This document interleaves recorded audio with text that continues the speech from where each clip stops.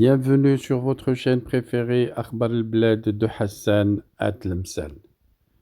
Farhat Mhenni dit non à la visite de Abdelmjid Tebboune en Kabylie. Pour Farhat Mhenni, la visite de Tebboune à Tizi Ouzou est une grande offense à la Kabylie. Le président du mouvement pour l'autodétermination de la Kabylie s'est entretenu avec la revue Atalayar au sujet de la visite de Tebboune à Tizi Ouzou. À quelques jours de cette visite, la visite du président Abdelmjid Tebboune à Tizi Ouzou, prévue pour le 23 décembre, Farhat Mhenni, le président du mouvement pour l'autodétermination de la Kabylie, a bien voulu livrer en exclusivité à une revue sa réaction et ce que pense entreprendre le mouvement qu'il préside à cette occasion. Je vous laisse donc avec le détail de cette interview. Question: à un an des présidentielles de décembre 2024, Abdelmjid Tebboune projette de se rendre en Kabylie.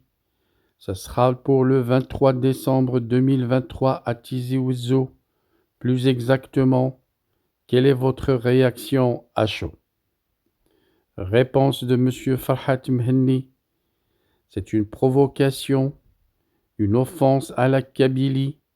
Que cherche-t-il? L'humiliation du peuple kabyle, après avoir en l'espace de 36 derniers mois décrété que toute la Kabylie était terroriste, après l'avoir incendiée au phosphore et par voie aérienne, tuant plus de 500 personnes, dévastant l'économie, la faune et la flore, après avoir fait arrêter et torturer des milliers de Kabyles, après avoir offert les Kabyles en spectacle ridicule, à travers d'interminables feuilletons de mascarades, les mascarades judiciaires, dans lesquelles des centaines d'innocents sont condamnés, dont 54 à mort, Majid Tebboune est logiquement persona non grata chez nous. Il vient nous narguer et nous insulter. C'est un personnage indigne. J'espère que les Algériens comprennent nos souffrances et compatissent avec nous. De toutes les façons, jamais un président algérien n'a été le bienvenu en Kabylie, a fortiori celui qui s'apprête à s'y rendre ces jours-ci. Son entourage lui fait peut-être croire qu'il va faire une visite de propriétaire.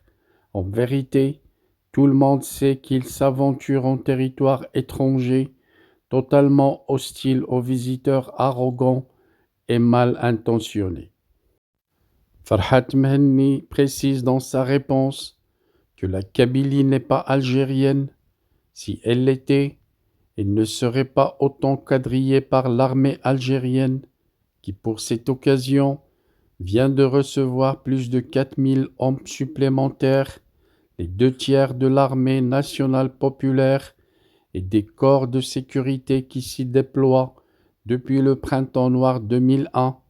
La crainte d'une révolte indépendantiste kabyle hante toujours, et aujourd'hui plus que jamais, les tenants d'une Algérie coloniale, bien que la Kabylie ait fait du pacifisme son arme politique de prédilection pour arracher son droit à l'autodétermination et son indépendance.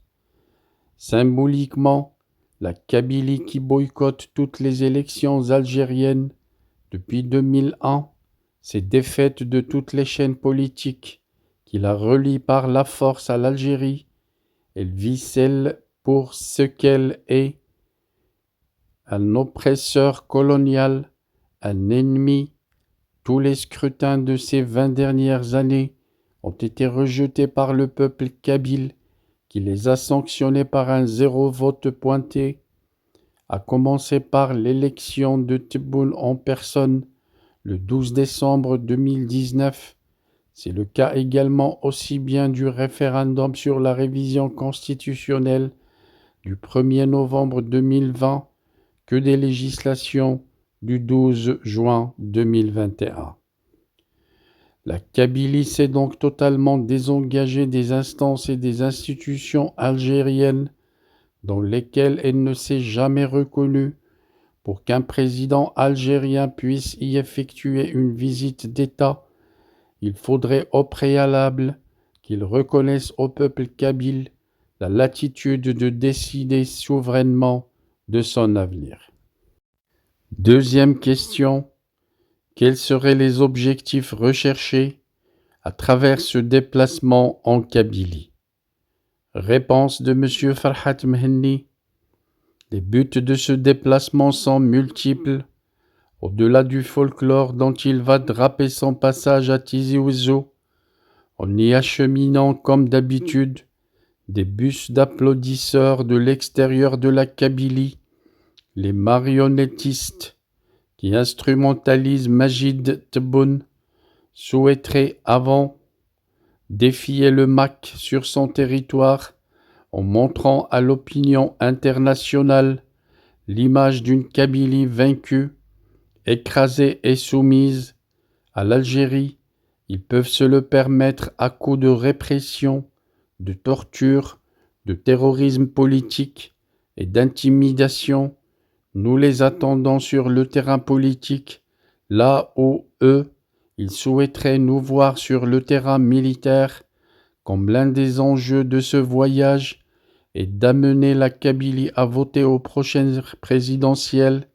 Ce ne sera qu'à ce moment-là que nous verrons si la Kabylie était réduite ou non, une victoire par la terreur, comme celle qu'ils exhiberont ces jours-ci à Tizi Ouzou, et justement celle à travers laquelle l'adage « vaincre n'est pas convaincre » prend tout son sens. L'humiliation des Kabyles est l'un des objectifs de cette visite, conformément à ceux des tenants de l'opération Zéro Kabyle, dont font partie Tebboune et ses chefs. Par ailleurs, il est fort à craindre que les troupes déployées ces derniers jours pour cette occasion y stationneront pour de bon. La Kabylie est en état d'occupation militaire irrationnelle. Ce que nous redoutons par-dessous tout serait que le clan des généraux, opposé à celui qui manipule ce Tebboune, profite de cette visite pour s'en débarrasser et, comme d'habitude, nous en faire porter le chapeau, qu'ils règlent leurs différends loin de la Kabylie, loin du MAC. Question. Comment la Kabylie, qui fait l'objet d'une répression sans précédent, va-t-elle l'accueillir? Réponse de M. Farhat Mhenni. La Kabylie est civilisée et ne va pas répondre à ce crachat politique par la violence ou la vulgarité, mais par la dignité. Elle va ignorer celui qui vient la défier, la provoquer et l'insulter.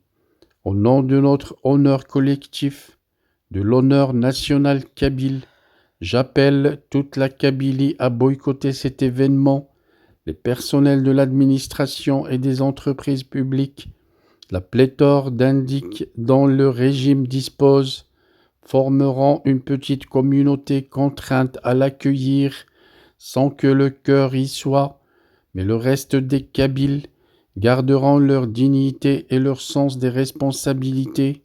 Ils ne vont pas descendre à Tizi Ouzou, sauf s'ils le font de force. Nous avons appris que la présidence a promis aux maires de la wilaya, qui mobiliseront le plus de leurs citoyens, seront promus sénateurs sur le tiers présidentiel de cette chambre haute d'enregistrement. Le maire qui le fera sera honni par les siens pour toujours.